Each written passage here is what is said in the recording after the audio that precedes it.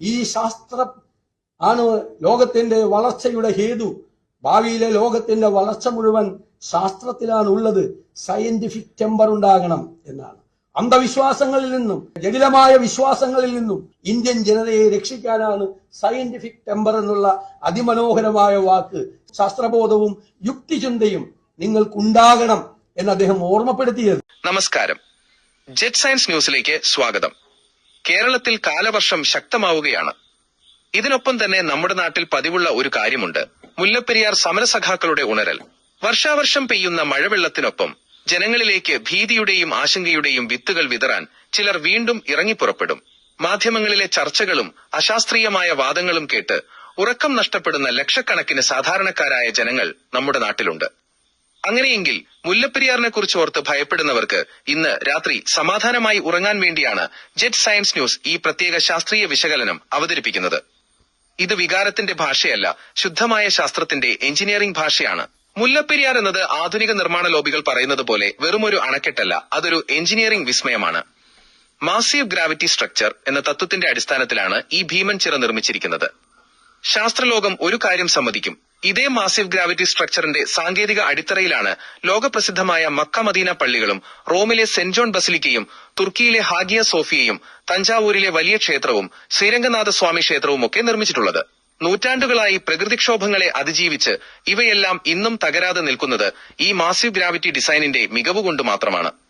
ഈ പറയുന്ന പുരാതന നിർമ്മിതികൾക്കൊന്നും കാലപ്പഴക്കം പറഞ്ഞ് ആരും പൊളിച്ചുകളയാൻ ആവശ്യപ്പെടുന്നില്ല. പിന്നെന്തിനാണ് മുല്ലപ്പെരിയാറിന്റെ കാര്യത്തിൽ മാത്രം ഈ ഭീതി? ഇനി നമുക്ക് എഞ്ചിനീയറിംഗ് സയൻസ് പരിശോധിക്കാം. ഒരു വലിയ ഭൂകമ്പം ഉണ്ടായാൽ പോലും കോൺക്രീറ്റ് ആർച്ച് ഡാമായ ഇടുക്കി തകർന്നേക്കാം, പക്ഷെ മാസീവ് സ്ട്രക്ചറായ മുല്ലപ്പെരിയാർ ചിറ തകരില്ല. അതാണ് ഈ ഡിസൈനിന്റെ പ്രത്യേകത.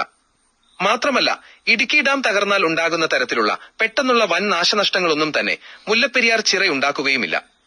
പുതിയ അണക്കെട്ട് നിർമ്മിച്ച് കോടികളുടെ കരാറുകൾ ഒപ്പിടാൻ കാത്തിരിക്കുന്ന കൺസ്ട്രക്ഷൻ കമ്പനികളുടെ ഏജന്റുമാരായ സമരസഖാക്കളുടെ അൺസയന്റിഫിക് ആയ വാദങ്ങൾ കേട്ട് ദയവായി ആരും ഉറക്കം കളയേണ്ടതില്ല. ഹൈഡ്രോളിക് മെഷീനുകൾ സ്ഥിരമായി ഡിസൈൻ ചെയ്യുന്ന ദീർഘകാലത്തെ പ്രൊഫഷണൽ അനുഭവ സമ്പത്തുള്ള ഒരു മെക്കാനിക്കൽ എഞ്ചിനീയറുടെ നിരീക്ഷണങ്ങളാണിത്. 1981 എഞ്ചിനീയറിംഗ് ഡിപ്ലോമ ക്ലാസ്സിലെ ഹൈഡ്രോളിക്സ് ചർച്ചകളുടെ ബാക്കിപത്രമായി വർഷങ്ങൾക്ക് മുൻപ് ഫേസ്ബുക്കിൽ പ്രസിദ്ധീകരിച്ച ഈ ശാസ്ത്രീയ ഡാറ്റകളെ തെറ്റാണെന്ന് സ്ഥാപിക്കാൻ ഇന്നുവരെ ഒരു ശാസ്ത്രജ്ഞനും കഴിഞ്ഞിട്ടില്ല എന്നത് തന്നെയാണ് ഇതിന്റെ ഏറ്റവും വലിയ വിശ്വസനീയത. ഈ ശാസ്ത്രീയ ഡാറ്റകളുടെ പൂർണ്ണമായ വിവരങ്ങൾ വാർത്താരൂപത്തിൽ താഴെയുള്ള ഡിസ്ക്രിപ്ഷനിൽ ഞങ്ങൾ നൽകുന്നുണ്ട്. അനാവശ്യ ഭീതികൾ മാറ്റിവെക്കൂ, ശാസ്ത്രത്തെ വിശ്വസിക്കൂ. നിങ്ങൾ വീഡിയോ കാണൂ. ഈ മഴക്കാലത്ത് ജനങ്ങൾക്ക് ആശ്വാസമേകാൻ ഇത് പരമാവധി ഷെയർ ചെയ്യൂ. നന്ദി, നമസ്കാരം. മുല്ലപ്പെരിയാർ തകരില്ല, കോൺക്രീറ്റ് ഡാമുകളേക്കാൾ സുരക്ഷിതം. ഭീമൻ ചിറ മെക്കാനിക്കൽ എഞ്ചിനീയറിംഗ് വിശകലനവുമായി ശാസ്ത്രലോകം.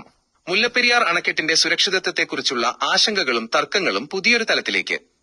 വർഷങ്ങളുടെ പഴക്കം പറഞ്ഞ് അണക്കെട്ടിന്മേൽ ജനങ്ങളിൽ ഭീതി പരത്തുന്ന പ്രവണതകൾ ശാസ്ത്രീയമല്ലെന്നും ഫ്ലൂയിഡ് മെക്കാനിക്സ് മെക്കാനിക്കൽ എഞ്ചിനീയറിംഗിന്റെയും നിയമങ്ങൾ പ്രകാരം മുല്ലപ്പെരിയാർ അണക്കെട്ട് പൂർണ്ണമായും സുരക്ഷിതമാണെന്നും വ്യക്തമാക്കുന്ന സമഗ്രമായ എഞ്ചിനീയറിംഗ് റിപ്പോർട്ട് പുറത്ത്. നിർമ്മാണ ലോബികളുടെ താൽപര്യങ്ങൾക്കപ്പുറം ഹൈഡ്രോളിക് പ്രഷർ നിയമങ്ങളും ഫോഴ്സ് ബാലൻസ് സമവാക്യങ്ങളും മുൻനിർത്തിയാണ് ഈ പുതിയ ശാസ്ത്രീയ വിശകലനം. വെള്ളത്തിന്റെ അളവല്ല, ഉയരമാണ് പ്രധാനം. അടിത്തട്ടിലെ മർദ്ദം വെറും 5 കിലോഗ്രാം. ഫ്ലൂയിഡ് ഡൈനാമിക്സിലെ അടിസ്ഥാന നിയമങ്ങൾ ചൂണ്ടിക്കാണിച്ചാണ് റിപ്പോർട്ട് നിർണായകമായ ഈ നിഗമനത്തിലെത്തിയിരിക്കുന്നത്. ഒരു അണക്കെട്ടിന്റെ അടിത്തട്ടിൽ അനുഭവപ്പെടുന്ന ഹൈഡ്രോളിക് പ്രഷർ, ഹൈഡ്രോസ്റ്റാറ്റിക് പ്രഷർ എന്നത് ജലസംഭരണിയിലെ വെള്ളത്തിന്റെ ആകെ അളവിനെയല്ല, മറിച്ച് വെള്ളത്തിന്റെ ഉയരത്തെ, ഡെപ്ത് മാത്രമാണ് ആശ്രയിക്കുന്നത്. ഈ സമവാക്യപ്രകാരം അണക്കെട്ടിൽ 145 അടി ഉയരത്തിൽ വെള്ളം നിൽക്കുമ്പോൾ അതിന്റെ ഏറ്റവും അടിത്തട്ടിൽ അനുഭവപ്പെടാവുന്ന പരമാവധി ജലമർദ്ദം ഒരു ചതുരശ്ര സെന്റിമീറ്ററിൽ വെറും 4.4 കിലോഗ്രാം cm². മുകളിലേക്ക് പോകുന്തോറും ഈ മർദ്ദം കുറഞ്ഞ് 0 മാറുന്ന ത്രികോണാകൃതിയിലുള്ള മർദ്ദ വിതരണമാണ് ട്രയാങ്കുലർ പ്രഷർ ഡിസ്ട്രിബ്യൂഷൻ ഇവിടെയുള്ളത്. 5 കിലോ പ്രഷറിനെ നേരിടാൻ 662 കോടി കിലോഗ്രാമിന്റെ ചിറ. ആധുനിക അണക്കെട്ടുകളുടെ ഘടനയല്ല യഥാർത്ഥത്തിൽ മുല്ലപ്പെരിയാറിനുള്ളത്. ഇതൊരു ഗ്രാവിറ്റി ഡാം അഥവാ സ്വന്തം ഭാരം കൊണ്ട് വെള്ളത്തിന്റെ തള്ളലിനെ പ്രതിരോധിക്കുന്ന ഒരു ഭീമൻ ചിറ ആണ്.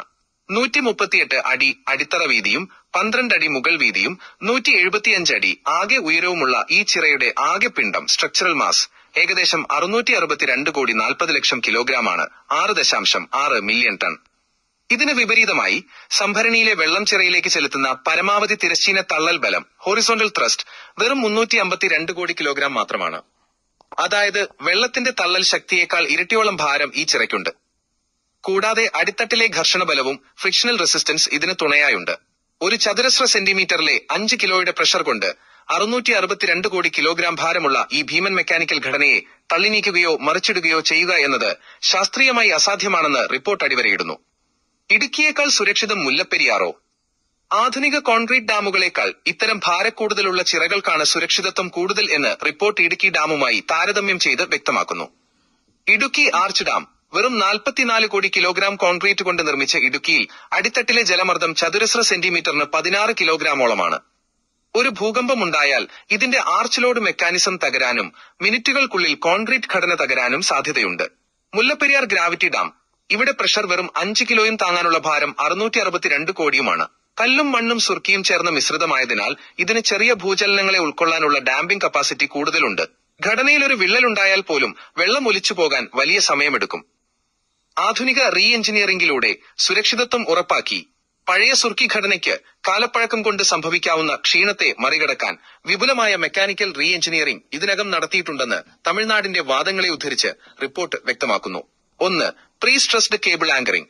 ഹൈ ടെൻസൈൽ സ്റ്റീൽ കേബിളുകൾ ഉപയോഗിച്ച് അണക്കെട്ടിന്റെ മുകളിൽ നിന്ന് താഴത്തെ അടിസ്ഥാന പാറ ബെഡ്റോക്ക് വരെ ആഴത്തിൽ തുളച്ച് കയറ്റി വലിച്ച് മുറുക്കി ഉറപ്പിച്ചു. 2. RCC ജാക്കറ്റിംഗ്. അണക്കെട്ടിന്റെ പിൻഭാഗത്ത് ശക്തമായ കോൺക്രീറ്റ് ഭിത്തി അധികമായി നിർമ്മിച്ച് ചിറയുടെ വീതിയും ആകെ സ്വയംഭാരവും വീണ്ടും കൂട്ടി. 3. Pressure grouting. ഉയർന്ന അന്തരീക്ഷമർദ്ദത്തിൽ സിമന്റ് സ്ലറി അടിച്ചു കയറ്റി ഉള്ളിലെ സുഷിരങ്ങൾ വോയിഡ്സ് ഇല്ലാതാക്കി ഘടനയെ ഒരു സിംഗിൾ മോണോലിത്തിക് ബ്ലോക്കായി മാറ്റി. ജസ്റ്റിസ് KT തോമസ് കമ്മീഷൻ അണക്കെട്ട് സുരക്ഷിതമാണെന്ന് വിലയിരുത്താനുള്ള സാങ്കേതിക പശ്ചാത്തലവും ഇതാണ്. കൺസ്ട്രക്ഷൻ ലോബികളുടെ ഭീതിപ്പെടുത്തലുകൾക്ക് തിരുത്ത്. ഈജിപ്തിലെ പിരമിഡുകളോ ഇന്ത്യയിലെ പുരാതനമായ കല്ലണയോ ഗ്രാൻഡ് ആനിക്കറ്റ്, തഞ്ചാവൂർ വലിയ ക്ഷേത്രമോ ഒക്കെ നൂറ്റാണ്ടുകളായി തകരാതെ നിൽക്കുന്നത് അവയുടെ അസാധാരണമായ മാസ് വിതരണവും ഗ്രാവിറ്റി ഡിസൈനും കൊണ്ടാണ്. പഴക്കം ചെന്നതുകൊണ്ട് മാത്രം അവ ആരും പൊളിച്ചുകളയാറില്ല. പുതിയ നിർമ്മാണ കരാറുകൾ ലക്ഷ്യമിടുന്ന കൺസ്ട്രക്ഷൻ ലോബികളുടെ ഭീതിപ്പെടുത്തുന്ന പ്രചാരണങ്ങൾക്കടിപ്പെടാതെ ഹൈഡ്രോളിക്സ് പ്രഷർ നിയമങ്ങളും ഫോഴ്സ് ബാലൻസ് സമവാക്യങ്ങളും വസ്തുതാപരമായി മനസ്സിലാക്കുകയാണ് ശാസ്ത്രബോധമുള്ള ഒരു സമൂഹം ചെയ്യേണ്ടതെന്ന് റിപ്പോർട്ട് ഉപസംഹരിക്കുന്നു.